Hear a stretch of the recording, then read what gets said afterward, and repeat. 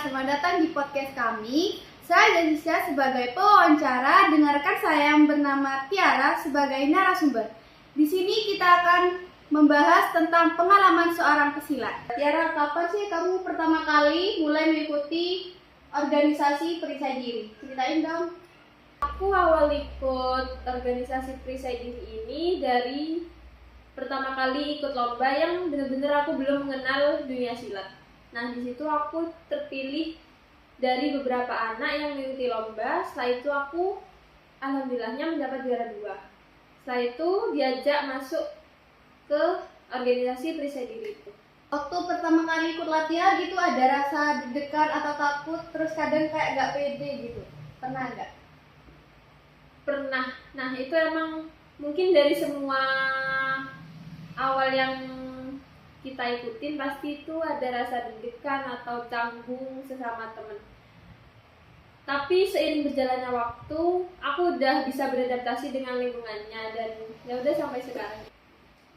Selama perjalanan latihan ini ada tantangan tertentu yang sempat bikin kamu hampir nyerah nggak? Sebetulnya ada dari mungkin kayak ujian di latihan juga ya, kayak ujian dari pelatih, dari temen sebaya juga. Nah, itu tantangannya kayak mungkin sering dimarahin pelatih yang ngebuat aku mentalnya hampir down. Tapi di sisi lain ada yang memotivasi aku buat aku bisa bangkit lagi gitu. Jadi nggak sampai nyerah yang begitu nyerah. Pribadi kamu nih, apa yang bikin perisai diri beda dari bela diri lain? Ada ciri khasnya nggak? Mungkin kalau menurut pandangan dari diri aku, perisai diri ini beda dari yang bela diri yang lain. Karena mungkin kalau dilihat dari kayak sosial media atau yang lain, bela diri yang lain itu kayak sering ada tawuran liar gitu. Nah, tapi sejauh ini saya lihat perisai diri tuh gak pernah, bahkan sampai sekarang ini belum pernah ada kayak gitu. Jadi mungkin di mata aku perisai diri tuh masih baik lah. Nah, kak pasti kan pernah ngalami cedera ya. Nah, itu gimana kamu ngadepinnya saat itu? Kalau cedera yang serius, alhamdulillahnya aku nggak pernah terjadi. Mungkin kalau cedera-cedera ringan, aku sering ngalamin di latihan kayak seperti kram dan lain-lain. Nah, itu langsung diatasin atau dipijetin sama pelatih sendiri. Alhamdulillahnya pelatih sendiri juga kayak tahu aku cederanya di mana dan itu langsung diatasin. Alhamdulillahnya langsung bisa. Setiap kegiatan kan pasti ada momen ya. Ingat nggak kamu momen yang paling baik itu pas latihan ujian tingkat atau kegiatan baru PD lainnya? Kalau momen, aku lebih kerasa kalau pas ada pertandingan di luar kota gitu. Nah, juga di saat momen itu kayak kita itu ngerasa kebersamaannya, solidaritasnya, kayak intinya menghargai satu sama lain. Terus intinya kebersamaannya itu sangat terasa, apalagi kalau latihan kan capek bareng gitu. Itu momennya yang paling diingat. Hubungan kamu sama pelatih dan teman-teman di perisai diri kayak gimana sih? Hubunganku sama rekan-rekan di perisai diri itu aku udah anggap kayak keluarga kedua dari mama dan ayah. Karena di rekan-rekan perisai diri itu aku ngerasa kayak itu rumah kedua bagi aku juga. Mungkin kalau ada apa-apa gitu aku keluar alasan sama anak perisai diri itu pasti dibolehin. Juga meskipun latihan sampai larut malam itu kayak nggak ada khawatir gitu. Jadi aku lebih ngerasa nyaman sama perisai diri ini. Bebas ya. Dari kehidupan sehari-hari, latihan perisai diri itu ngaruh nggak sih?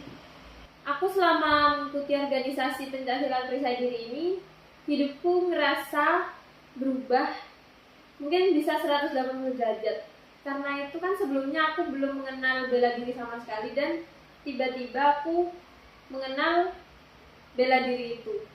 Perubahannya itu kayak misal waktu itu udah terjadi secara langsung, aku terkena musibah kecelakaan. Nah, itu mungkin kalau orang biasa pada umumnya yang tidak mengenal bela diri, pas jatuh mungkin kayak langsung sakit atau apa. Nah, tapi aku ngerasa itu aku pas jatuh kayak ya udah itu sudah kebiasaan aku, jadi kayak gitu. Terus perubahan kayak di rumah, perilaku di rumahku juga berbeda. Nah, perisai diri itu banyak ngasih aku pelajaran kayak tentang kedisiplinan, kebersamaan, kekeluargaan, dan lain-lain yang bisa merubah pola hidup.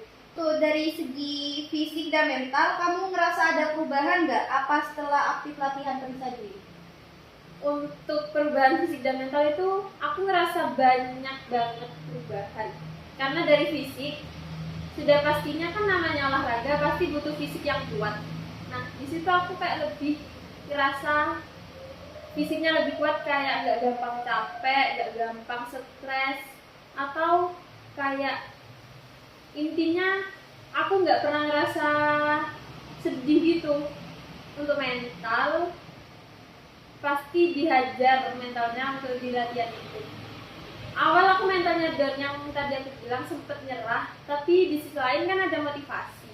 Nah, itu membuat mental aku kuat, dan mungkin kalau dimarahin atau kayak diberi omongan-omongan gak enak, alhamdulillah mentalnya kuat. Jadi kamu makin meningkat nggak setelah latihan ini? Untuk percaya diri, sebelum ikut bela diri mungkin aku emang orangnya bukan yang pemalu banget, tapi ya ada malunya sedikit. Dan untuk mental ya itu tadi masih down. Setelah ikut organisasi perisai diri ini, yaitu banyak ngasih aku ya kayak support gitu. Jadi percaya diri aku di luar itu sekarang kayak udah beda, lebih ngerasa percaya diri, nggak gampang takut diomongin orang lain, kayak ya udah bodo amat sama sekitar. Sekarang kamu masih aktif, rencana mau lanjut ke tingkat yang lebih tinggi? Kalau sekarang aku alhamdulillah masih lanjut dan ngebantu ngelatih pelatih di sekolah-sekolah dasar kayak SD, SMP gitu. Nah, mungkin untuk ke tingkat selanjutnya ada niatan untuk naik ke tingkat yang lebih tinggi, tapi kayaknya aku mikir-mikir lagi, soalnya kan itu berurusan dengan masa depan. Jadi mungkin nanti bisa direncanakan lagi, tapi niatnya udah ada pengen ke tingkat. Untuk harapan kamu pribadi nih buat perkembangan perisai diri ke depannya tuh kayak gimana? Harapan aku ke perisai diri khususnya yang di Kota Probolinggo ini, aku pengen perisai diri kota ini lebih maju dari yang kemarin-kemarin, dan aku pengen punya program lain dari sebelumnya. Soalnya ini maaf ya cerita sedikit, soalnya di perisai diri sebelumnya ini itu programnya lumayan hancur, kayak ya udah nggak jalan gitu programnya. Latihan ya udah asal latihan.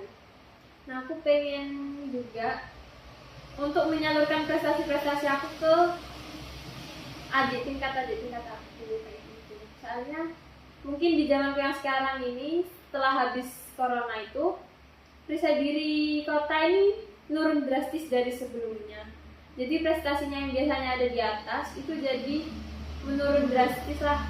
Cuman ada beberapa atlet dari banyaknya atlet sebelumnya. Nih, ada nggak pesan atau ajakan buat teman-teman yang pengen coba bela diri, khususnya perisai diri? Mungkin untuk teman-teman sekalian yang pengen nyobain perisai diri, tentunya khususnya ini untuk bela diri perisai diri, boleh dicoba. Karena itu nanti bikin ketagihan, apalagi kalau udah mengenal prestasinya, teknik-tekniknya. Kayak intinya di dalam lingkup perisai diri itu alhamdulillah kalian mungkin bisa ngerasa nyaman dan aman, tenang. Apalagi bela diri itu kan tujuannya kita untuk sehat dan berprestasi. Mungkin bisa dicoba ya teman-teman. Sekian podcast dari kami, ditunggu video selanjutnya. Bye bye.